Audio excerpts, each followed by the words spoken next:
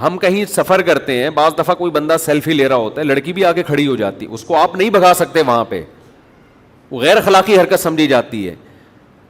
کوئی بھی میں نہیں لڑکیوں کے ساتھ سیلفیاں نہ دیتا ہوں نہ سیلفیاں لیتا ہوں خواتین کے ساتھ, لیکن کہیں کوئی بندہ سیلفی لے رہا ہوتا ہے, اس کی بہن وائف وہ بھی کھڑی ہو جاتی ہے آ کے, ایسے موقع پہ کسی کو دھکے دینا, پیچھے ہٹانا ٹھیک نہیں ہے. اس سے کوئی تعلق نہیں ہے کہ آپ شادی بیاہ میں کیا کریں, پارٹیشن نہ کریں. وہاں ہمارے بس میں پارٹیشن ہوتی ہے کیا؟ میں یہ کہوں گا سیلفی کے لیے پہلے یہاں تمبو لگا بھائی, وہ کہے کہ تمبو لگ گیا تو سیلفی کہاں گئی پھر؟ کس چیز کو آپ کس سے ملا رہے ہو؟ بجائے اس کے کہ اپنے جرم پہ انسان توبہ کرے. میں اپنی شادی میں مکس گیدرنگ کروں اگر, پھر آپ کہو یار بیان آپ مکس گیدرنگ کے خلاف کر رہے تھے, اپنے ولیمے میں آپ نے کوئی پارٹیشن کے, یہ اعتراض بنے گا. نہیں یاری میرا خیال ہے بات سمجھ میں. یا میں خود مکس گیدرنگ میں جا کے چائے پی رہا ہوں, وہاں بریانیاں پھوڑ رہا ہوں, شادی میں مکس گیدرنگ ہے اور ہم خود وہاں بیچ میں بیٹھ کے کیا کر رہے ہوں, انجوائے کر رہے ہوں. یہ اعتراض بنتا ہے کہ اس دن تو مکس گیدرنگ کے خلاف بیان کر رہے تھے اور اب کہاں بیٹھے ہوئے ہیں, وہیں بیٹھ کے بریانی پھوڑ رہے ہیں. سمجھ میں آ رہی ہے؟ یہ اعتراض بنے گا صحیح اعتراض کہ بول کچھ رہے ہیں عمل کچھ اور ہے. یہ نہیں ہوتا کہ وہ فلانی آئی تھی, اس سر پہ چادر بھی تھی, وہ گلے بھی نہیں مل رہے, اس گلے تو ویسے ہی ناجائز ہے, سر پہ ہاتھ رکھ دیا. بعض دفعہ علماء کے پاس لبرل عورتیں آتی ہیں, وہ اس کو باپ بنا کے بھائی بنا کے کہہ رہی ہوتی ہے دعا کر دیں, سر پہ ہاتھ رکھ دیں. وہ اگر احترام کے ساتھ بہن بیٹی کا لفظ استعمال کر کے سر پہ ہاتھ رکھ دے, اس میں اختلاف رائے ہو سکتا ہے, کسی کی نظر میں ٹھیک نہیں ہوگا, کسی کی نظر میں ٹھیک ہوگا. یہ اور کوئی بند کمرے میں تھوڑی کر رہا ہے کوئی یہ کام. نبی صلی اللہ علیہ وسلم کی مجلس میں بھی خواتین آتی تھیں, بعض دفعہ مرد بیٹھے ہوئے ہوتے تھے, ان میں کوئی عورت بھی آ جاتی تھی مسئلہ پوچھنے کے لیے. اس کو مس گیدرنگ نہیں کہتے. سمجھ میں آ رہی ہے بات کی نہیں آ رہی ہے؟ اب آپ نے کہیں دیکھا کوئی فیملی ہم سے ملنے آئی ہوئی ہے, کوئی طلاق کا مسئلہ چل رہا ہے, کوئی گھریلو جھگڑا چل رہا ہے, مس گیدرنگ. دیکھو اس دن بیان ہو رہا تھا کس پہ, مس گیدرنگ پر, اور آج یہ آدمی بھی بیٹھا ہوئی ہے, عورت بھی بیٹھی ہوئی ہے. اس کو مس گیدرنگ نہیں کہتی, گھننے بنتے. لوگوں کو سب پتا ہوتا ہے کہ مس گیدرنگ کا مطلب کیا ہوتا ہے.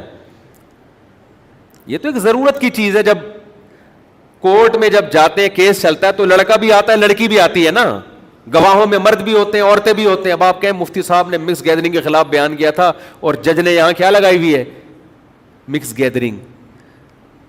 تو یہ ہماری قوم کا نا تھوڑا سا ایک ہے کہ کچھ ٹیکنیکل فالٹ ہے. یہ گھننے بنے, ان کو سب پتا ہوتا ہے کہ یہ مراد نہیں تھی, لیکن اعتراض کرنے کے لیے کچھ بھی لگا دیں گے, بجائے اس کے کہ اپنی غلطیوں پہ توبہ کریں, استغفار کریں. یار ہم یہ جم میں کوک کا سسٹم ختم کریں گے, ہم یہ شادیوں میں مس گیدرنگ ختم کریں گے, تو فوراً جو برائی سے روک رہا ہے اس کی ذات میں عیب تلاش کرنا شروع کر دیتے ہیں.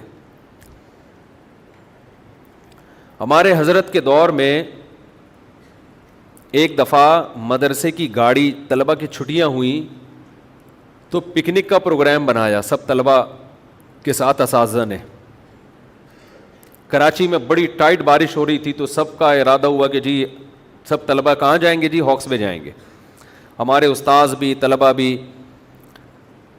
تو گاڑی میں سارے ہاکس میں چلے گئے. بڑا مزہ آیا, نہائے دھوئے, چھٹی تھی. طلبہ کا بھی دل چاہتا ہے نا کبھی کبھار, یہ ایکٹیویٹیز تو دینی مدرسوں کے طلبہ کی بھی ہونی چاہیے کہ نہیں, ورنہ مکھنچو بن جائیں گے, عجیب سے بن جائیں گے بیٹھے بیٹھے. جب شام کو واپس آئے تو گاڑی خراب ہو گئی. ہمارے حضرت مفتی رشید احمد صاحب رحمہ اللہ کو بڑا غصہ آیا کہ مدرسے کی وقف کی گاڑی کا ایسا استعمال کیوں کیا, یہ تو مدرسے کی, اس کو تو بہت احتیاط سے چلانا چاہیے تھا. یہ کھڈے میں کیوں گئی اور یہ کیچڑ میں کیوں چلائی. وہ بہت سخت ہے وقف کے معاملات میں, بہت سخت ناراض ہو گئے اور طبیعت سے سب کو ڈانٹا. اب روز نہ آتے ہی جب بھی ان کی مجلس ہوتی تھی 11:15 بجے, تو 11:15 بجے نصیحت شروع کرنے سے پہلے ڈانٹ سے ابتدا ہوتی تھی. عربی میں ڈانٹتے تھے اصل, عربی میں نا, اور پھر اردو میں ایک لفظ بولتے تھے کہ وقف کی گاڑی کا آپ نے ایسا استعمال کیوں کیا. اب جب دیکھا کہ حضرت غصے میں بہت آ گئے ہیں تو سب نے انکوائری شروع کر دی. حضرت کو خبر دی کس نے, مفتی صاحب, یہ اطلاع پہنچائی کس نے, اس کو پکڑو سالے کو, ان کو بتایا کس نے. اب تفتیش ہم لوگوں نے سب نے مل کے تفتیش شروع. بیٹا یہ وہ بندہ کون ہے, شکایتی ٹٹو ہے, ایک گلاس پانی اور پلا دیں ذرا. وہ شکایتی ٹٹو ہے کون جس نے ان کو جا کے بتایا؟ حضرت تھوڑی ہمارے ساتھ گئے تھے, ان کو کیا پتا کہ گاڑی کو خراب ہوئی ہے کہ صحیح ہوئی ہے. اب تفتیش میں لگ گئے, اور حضرت روزانہ پہلے ڈانٹتے پھر دوسرے کام شروع کرتے. حضرت کی ڈانٹی ختم نہیں ہو رہی, اور ہم اس انکوائری میں یہ بندہ کون ہے. سب اسی چکر میں لگ گئے نا, وہ کہہ رہے اس نے لگائی ہے, وہ کہہ رہے اس نے لگائی ہے, ابے اس کا تو کام ہی یہی ہے. پھر حضرت تک بھی ہم نے کسی طرح کی بات پہنچانے کی کوشش کی کہ یہ بتائیں کہ بتایا کس نے.